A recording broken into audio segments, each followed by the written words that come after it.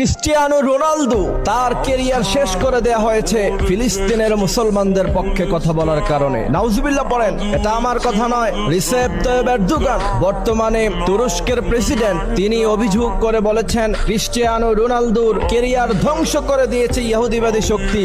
কারণ ছিল ফিলিস্তিনের মুসলমানদের পক্ষে তিনি কথা বলেছেন। পত্রপত্রিকায় নিউজ হয়েছে, অনলাইনে সোশ্যাল মিডিয়ায় আপনারা দেখবেন ক্রিস্টিয়ানো রোনালদো একজন খ্রিস্টান হওয়া সত্ত্বেও তার গায়ে রাসূল করিম সাল্লাল্লাহু আলাইহি সাল্লামের জুব্বা মুবারক, এবং আমি দেখলাম তিনি একটি খেলার মধ্যে অংশগ্রহণ করলেন, সেখানে ভালো গোল করার পরে তিনি সেজদায় লুটিয়ে পড়লেন। এটা মুসলমানদের চিত্র, এবং ক্রিস্টিয়ানো রোনালদো মুসলমানদেরকে অত্যন্ত ভালোবাসেন।